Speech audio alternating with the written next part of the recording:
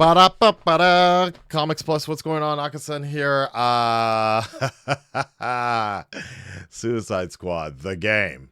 There you go. Next week. No, wait. Next week? Yeah, next week. Yeah. Like 4 days from now. 4 to 5 days from now. Suicide Squad. And they are doing every damn... Wait, well, okay, sorry.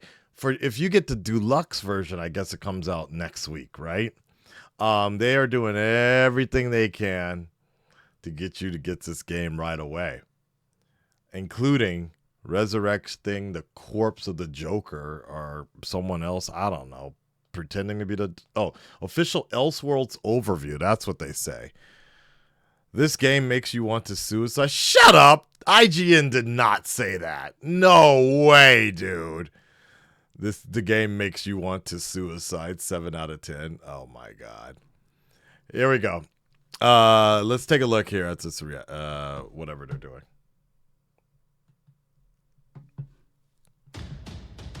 The fact that I even thought that IGN would say that.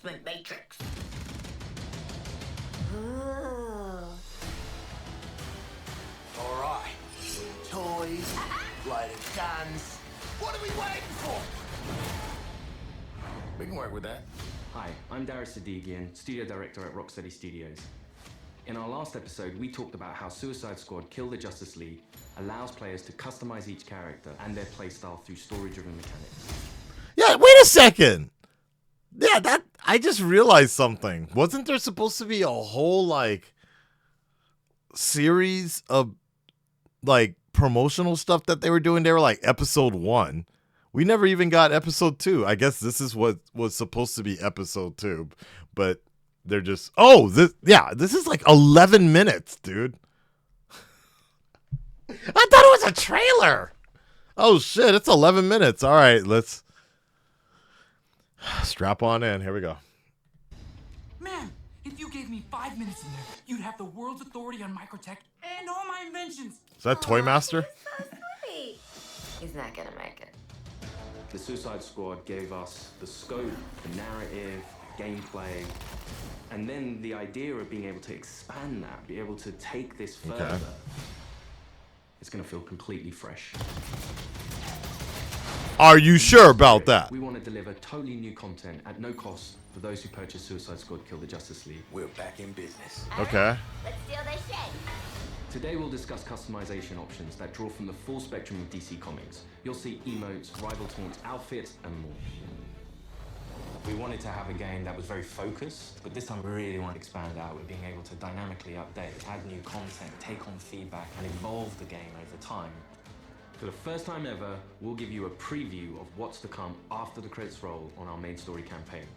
We always designed the game in a way that we really wanted to... Why would they do that, though? And for those players that want to delve even deeper Spoiler? into our gameplay and into our systems, it really is about delivering new places to explore, new worlds to be in, new stories, new characters, and creating unique ways for you to play. We're gonna give you the content you love. Speaking of, what are you doing, mate? I'm smiling. Let's dive into Suicide Squad Insider Episode 3. Oh, wait, what was episode 2? Shit. From the onset, Nice. Suicide Squad, being a squad, felt like the right fit for the kind of game that we wanted to make. You get to play with friends, you get to play on your own, but while you are playing on your own, you're playing with a squad. Always. But I usually just play with myself. I always look at it through the lens of Rocksteady's treatment. And that just doesn't stop at gameplay, that doesn't stop at story. When we're looking at the social features that we've really introduced into Suicide Squad, it has Rocksteady's approach. What do we think players will have fun with? This game has the mechanics to play kind of socially competitively, like none of our games have previously, and it really fits the characters of the squad. Does it? With multiplayer, we're leaning into the competition within the squad to show off your skills, show off your mettle, be the best one. I'm a freaking superstar. The squad are working together under duress. And so it's fun to add in mechanics to encourage the players to behave in the same way. So a lot of the time what you'll actually be doing is trying to get the highest score, which luckily helps you all complete the mission, but the best player in any mission becomes the squad leader in multiplayer for the next mission.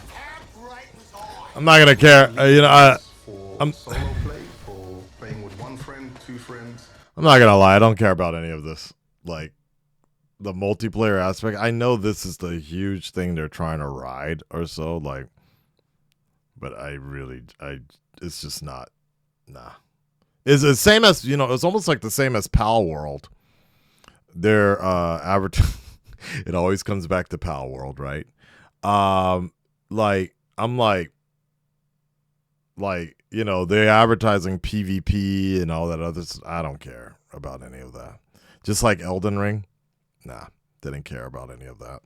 But I know there's definitely a market for it, so, go for it. Or four-player squad. You're competing with everyone across the world. Cross-platform, it is the best of the best. Think you're hot shit on toast, but you're cold fart on bread. Did you see that? Tell me you did. I was like, how do you like that?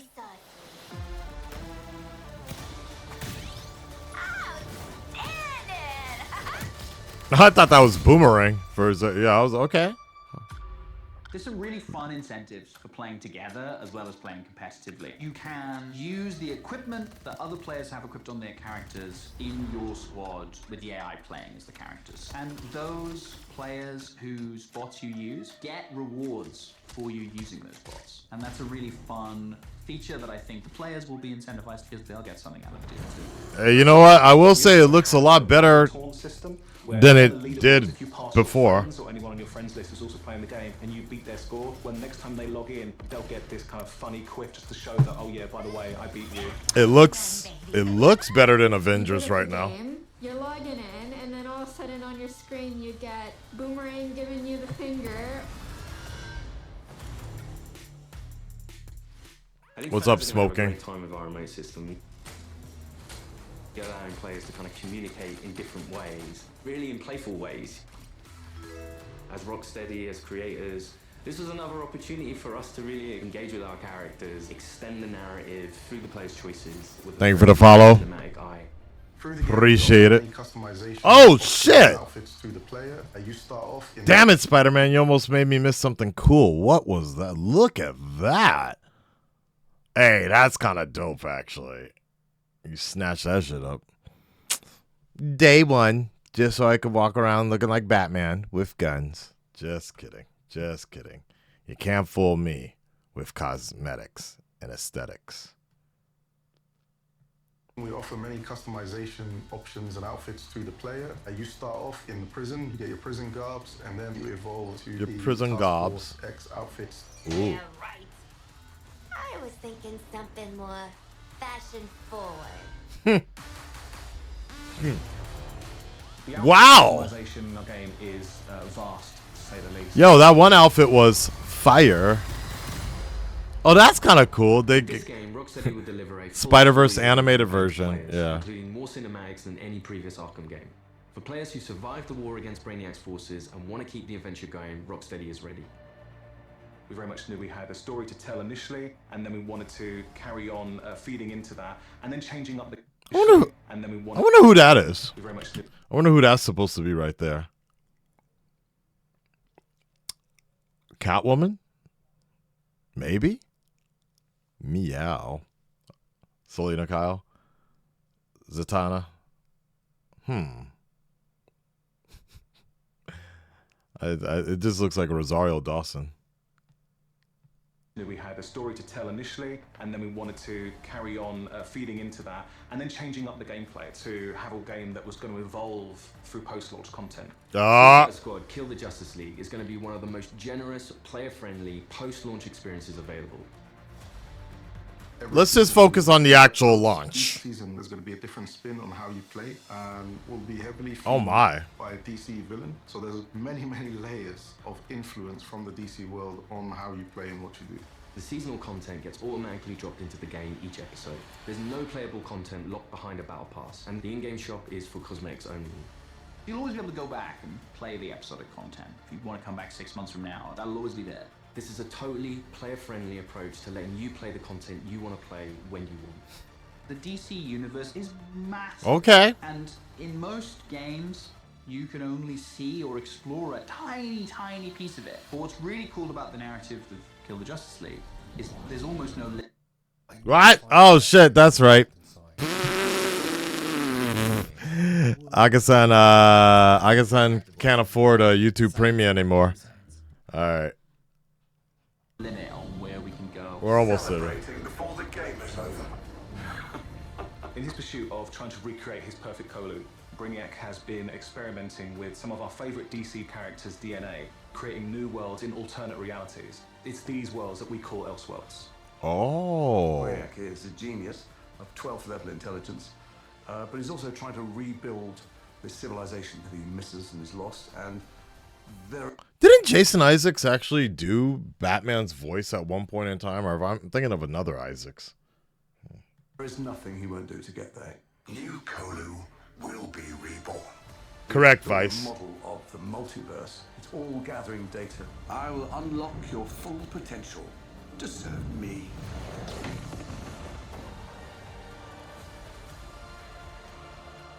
There's different versions of everybody in different universes, and their timelines have just diverged at some point. We've got lots of amazing characters coming up in seasonal play that I'm really excited for players to meet. Man, we'll see. We'll see. We'll see. Yeah. Spin on them. No. We'll see if we get to this point, dude. So, we get to play with a bunch of cool shit from alternate universes, and then what? Retire?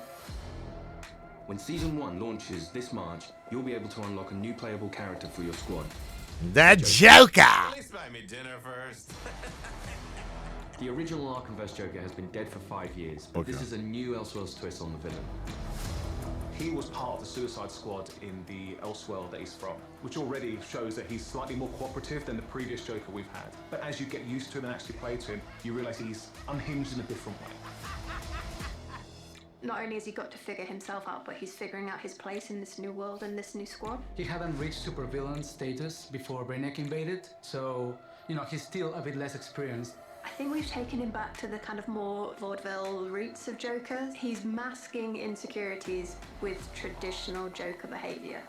But deep down, he's not sure who he is yet. Lock him up. Oh, making new friends after a move is always tough.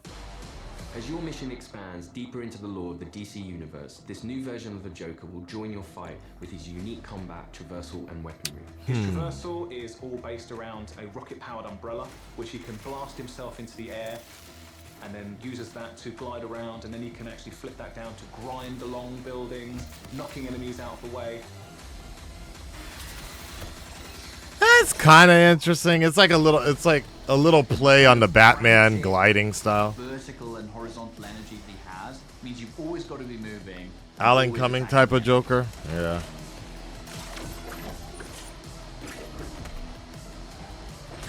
The Joker is only the first of the new squad recruits you could meet through the ongoing additions to our game. You know, now if Rocksteady really wants to sell me on something, no, I don't know how they can make this work. Just if they're gonna go into multiverse and all that stuff, just can we just do the Batman Who Laughs, like the Batman Who Laughs, and then we could get the Dark Knight's story. I forgot what that Dark Knight's Metal, I believe that's what it was called, and we can just have a Batman. We could have basically all the Batman. So you need to kill the Justice League, but in this case, you're trying to kill the Dark Knight's Metal Batman. But maybe that'd also be a huge waste of a story as well. Who knows? Over time, we can build up a library. The Joker's gameplay looks better than the rest of the squad to me. Yeah, fair enough. See in a video game, like a regular comic book release. I look forward to when the next issue's coming out, and in the same way, I hope people will look forward to the next episode from us. Whatever it is, I'm down. They still got another episode? There's missions, challenges, gear, and more. All of this free content comes for players who own the game. We can't wait for you to see what the future holds. With Elseworlds, the possibilities are endless. How do you like that?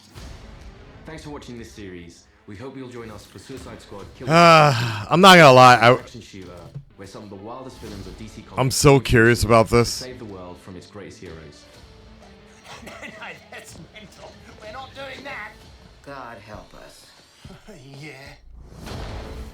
I think players are going to be I surprised. thought it was Doomsday for a second. Character. It comes back to player choice and player freedom. Everything from melee strikes into gunplay, which you could then go into a traversal attack. All of the combat moves flow seamlessly into another. Yeah, I'm not. So They can be garish, they can be loud, and for sure, it still looks better than Avengers. The Square Enix Avengers. At least the gameplay looks better, as far as I can tell. together with your friends in a multiplayer space is a really unique experience that you can't get anywhere else. What we've done with the Suicide Squad is to really expand those experiences. Not only just one character this time around, we've done it with 4 and we plan to do it with more. This brings back memories of my old Suicide Squad. Whether you're in for the main story or exploring what lies beyond, Rocksteady Studios is here to support our players while delivering exciting experiences. Thank you for joining us. All right. Right. It can't be worse than Gotham Knights. Good morning, North. Yeah. Right? That's what we hope. That's what we hope. Like, I got a better feeling about this than Gotham Knights. I'll just put it that way. I got a better feeling about this than Gotham Knights. I am very cautiously optimistic because of Avengers, what happened with Avengers, but yeah, I want to love the game. I wish they would send it to me for free, to be honest. I wish I could get a promo copy, or at least I don't know. I don't know exactly. I wish I could get, like, it's like $80 something, right? The deluxe version. I'm just like, and you get it like 3 days early.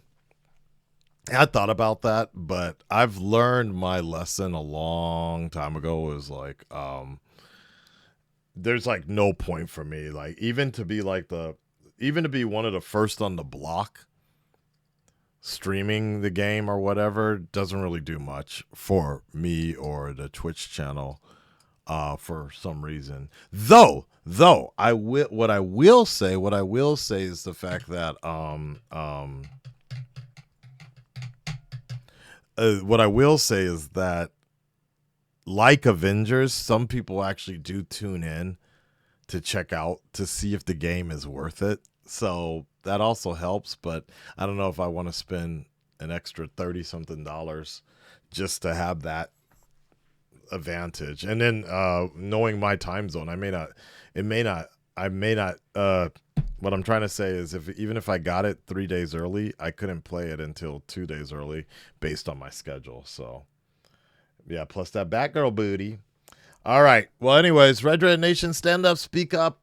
This is it, guys. I guess next week, if you get the deluxe version, anybody on YouTube here, are you pre-ordering this? Are you down with it? Are you still on the fence about it? Cautiously optimistic. I really want to like this game. I really want to be in, but I am very cautiously optimistic about it. And we'll talk to you on the next video. By far, though, I'm still going to be getting this game. But probably wait till I can get it cheaper. There you go. All right.